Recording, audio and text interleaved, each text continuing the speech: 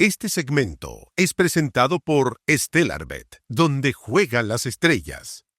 Yo voy a partir por el viaje del presidente electo. Me parece que por segunda semana consecutiva el presidente electo logra hacer algo que es bien relevante, y es que le compite, y yo me atrevería a decir hasta que le gana en el manejo de la agenda al presidente Boric. Y creo que es por segunda semana consecutiva, además. La semana pasada, ¿se acuerdan? Eclipsados por el, ¿cómo se llama? El gabinete. Y esta semana eclipsados por el viaje. Un viaje que tiene un montón de elementos interesantes. Por ejemplo, llegó ayer a El Salvador. Está hoy día con Bukele. Pero estuvo a punto de caerse el viaje. Sí. Porque la tormenta de invierno, el frío, la corriente del Ártico, la nieve en Estados Unidos y todas esas cosas. Y el equipo demostró algo muy importante en política, que es flexibilidad. Viajan además con hartos periodistas que se pagan el pasaje, que están con ellos y que están con ellos encima de ellos, ¿no?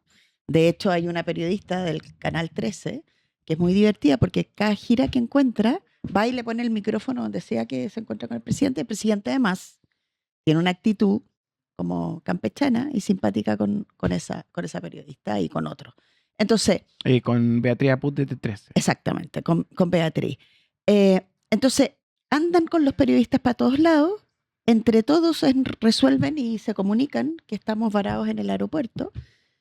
Y tuvo una reunión de 2 horas con el presidente Lula, reunión que además está pactada para ser de 30 minutos. El presidente Lula es como su antítesis en términos políticos. Y entonces todo el mundo decía, bueno, esta va a ser una reunión formal, van a tener 2, 3 cosas que hablar, porque como son tan distintos, y sorpresa para todos nosotros, el presidente Lula le dedicó 2 horas de su tiempo en una agenda que era de 30 minutos. ¿Por qué es relevante? Porque sin haber asumido, está demostrando que los límites autoimpuestos por la prensa o por quienes creen conocer al presidente, los empieza a derribar. Entonces, es probable que nos encontremos con un presidente que, como nos dijo aquí Pablo Longueira hace unas semanas atrás cuando lo entrevistamos, sorpréndelos. Y puede ser ese el tono que están ocupando antes de que se instalen. Si echamos memoria, antes de que se instalaran otros presidentes, esto no pasaba. Yo me acuerdo, por ejemplo, la presidenta Bachelet, primer y segundo gobierno. Claro, ganabas, pero todos corríamos de vacaciones, porque venía la pega de verdad. Venía la pega de verdad el 11 de marzo, ¿no? En cambio aquí, ayer Poduje, en San Antonio, reunido con gente de las agrupaciones de personas que están buscando tener sus casas, ¿no? Ministro de Vivienda. Y marcando agenda, con mucha fuerza, marcando agenda. Entonces, el viaje de Kast nos demuestra varias cosas, que está disponible a romper las cadenas que otros le ponen al considerar que él es un presidente de tal y cual color. Hasta ahora está demostrando que voy a estar corriéndome siempre un pasito más adelante. Se junta con todos los de derecha, sí, pero la junta con el presidente de Brasil le da un tono como un pasito más adelante. ¿Y con quién va a la junta? Que también es un dato interesante. Con la ministra de Energía. Con Jimena Rincón, al cual Lula le dice, pero si usted está con Bachelet, la veo de nuevo aquí. Sí. Tal cual. Y le dice, pero usted no era ministra de Bachelet. ¿Y quién alimenta a la prensa? Contándole cómo fue la reunión. Sabemos que probablemente Jimena Rincón. Entonces, a Lula lo que se le presenta es, iba yo por un presidente parecido a Bolsonaro, y vaya sorpresa. Me encuentro con un presidente que no es parecido a Bolsonaro, que es de derecha, pero que tiene una ministra que era ministra de mi amiga Michelle Bachelet. Entonces, todas esas cositas que hoy día son chicas, que se pueden saber más porque no está la contingencia. Todas esas cosas pueden desaparecer cuando ellos lleguen al gobierno, porque ya entras en una dinámica de administrar el país. Hoy día estás como con chip libre, pero están usando bien el chip libre. Es un buen apunte. Yo igual separaría algunas cosas.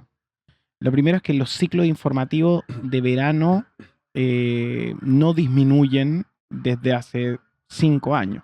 O sea, las noticias siguen, los breaking news continúan y siempre hay algo que contar. Y al tener elencos que no se van en su totalidad de vacaciones dentro de los departamentos de prensa, tal como pasaba en la política, los grupos humanos tienden a mirar internacional y otros temas con más atención.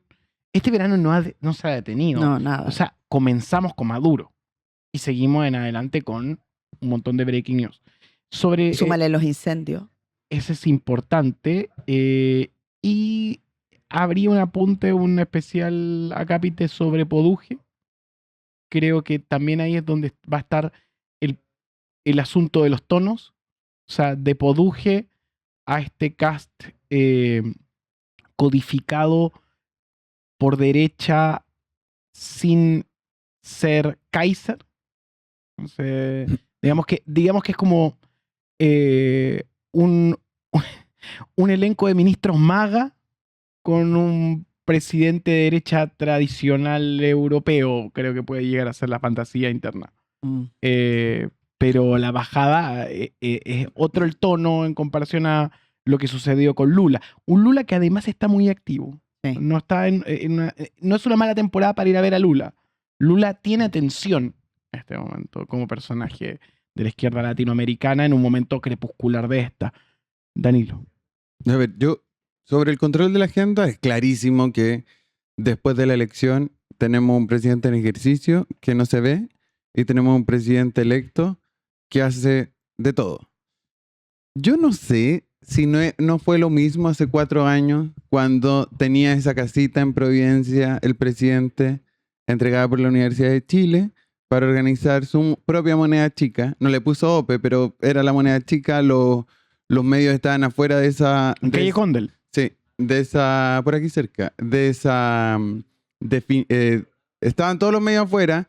Habían hasta niños que iban a pedir, o sea, como a entregar en regalo. Me acuerdo que hasta pintaron con tiza la entrada de la moneda chica. Había... también se dio esta polémica de los círculos concéntricos en ese mismo momento. Fueron recibidos los partidos políticos en esa moneda chica. Había quizá ahora sí es más grande, es más pomposo y quizá la izquierda o el progresismo tiene que tomar papel y lápiz sobre la estrategia comunicacional de instalación.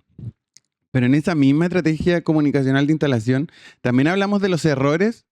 La definición de agenda que tiene la OPE en este momento, que habla de los errores. O sea, estamos hablando de Poduje, de lo que le pasó ayer. Estamos hablando de... Y yo no creo que haya sido tan importante la embarrada que se mandó Mara Sedini, pero se habló de el primer error de Mara Sedini como vocera por el tema de cuándo habló con la ministra de Seguridad o no. Y habló en tercera persona. Y habló Dijo en tercera la Mara. para defenderse, claro. ¿Cuándo respondió en tercera persona? Cuando habló del tono que iba a tener esta vocería. Yo les recomiendo muchísimo esa entrevista que está en Tele 13 Radio. ¿Por qué? Porque es muy impresionante cómo no responde absolutamente nada. Sí. Y yo no sé si esa estrategia, que era la estrategia de José Antonio Kast en campaña, se puede mantener. Es muy difícil mantener ese tipo de vocerías en el día a día de un gobierno. Y sobre todo, yo tengo susto, tengo ganas de ver cuando le pregunten sobre algo que no tiene conocimiento. Y va a ser un problema, y yo creo que también esto se alinea con el estilo sin filtros que ya nos dio ayer Poduje, y lo podemos ver en otros ministros y pueden ser problemáticos. Sobre el control de la agenda también. Hoy día se suponía que se iban a presentar los subsecretarios. después nos avisaron que no eran los subsecretarios, eran los delegados presidenciales. Nos enteramos hoy día en la mañana que tampoco los delegados presidenciales. Que todo se va a presentar el próximo viernes. O no, la próxima semana. Algunos dicen que es miércoles, otros dicen que es viernes. Pero se va a presentar la próxima semana. También tener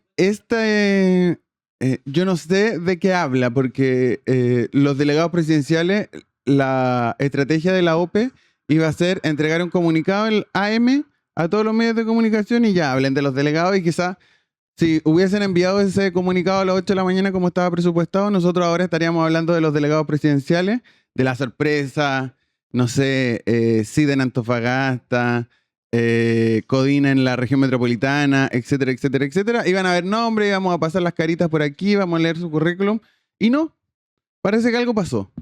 Lo de los subsecretarios también, lo de los subsecretarios se está demorando más de lo que ellos habían, y son los plazos que ellos mismos se autoimponen. Entonces, también tener el control de la agenda genera una responsabilidad al respecto. Y creo que el control de la agenda es problemático, ha sido problemático estas semanas después del lanzamiento de los ministros. Ha sido problemático para la misma OPE. Quizás la OPE no quiere tener que responder estas preguntas. No quiere el problema de Mara Cedini hablando en tercera persona, pero el problema es que como no hay nadie que le intente quitar un poquito la agenda, tiene que salir a responder esto. Yo no los veo tan cómodos con el protagonismo de verano a José Antonio Kast. Y sobre lo último, sobre la gira, muy bien que se junte con Lula, habla de que es un jefe de Estado porque Brasil es un continente por sí mismo, entonces hay que juntarse, hay que tener buenas relaciones con Brasil, pero yo no sé si es una buena... Yo supongo que esta fue un debate interno en la OPE. Yo no sé si es una buena noticia para el gobierno juntarse con Bukele. Es una buena foto, es popular, pero esa foto va a envejecer muy mal. Es un candidato a dictador o dictador. Autocracia. O sea, cambió la constitución, modificó, ahora tiene el control, sacó a gente del Poder Judicial y tiene el control del Poder Judicial. Tiene el control del poder del sistema del Tribunal Electoral, algo así como el CERVEL acá. Y es prácticamente es raro porque es como una democracia de partido único. Es como lo que era el PRI en México, un poco. Pero no, cambió la constitución para seguir en el poder. Y quizá en un par de años se arrepientan de esa foto. Ahora, a propósito de lo que acaba de decir el Danilo, la ministra electa dice en algún minuto... ¿Qué ministra electa? Sí, la ministra de Seguridad. La ministra de Seguridad. Que no es electa, designada. La ministra de Seguridad dice, a propósito de la foto que va a envejecer mal, dice, estamos mirando, no vamos a replicar nada de manera exacta porque respetaremos siempre el Estado de Derecho. A propósito de ese mismo temor, ¿no? O sea, lo que quiero decir con esto es que yo no simplificaría tanto y le pondría siempre un poquito más de profundidad a la mirada que tengamos sobre el gobierno y sobre sus estrategias. Porque así como es muy razonable pensar que la foto con Bukele va a envejecer mal, tienes a la ministra de Seguridad diciendo lo que hagamos lo vamos a hacer respetando el Estado de Derecho, con lo cual se equilibra, hay que ver luego si lo hacen, ¿no? Pero inmediatamente equilibras ese temor, ¿no? Tratando de... Pongo esto arriba de la mesa porque me parece que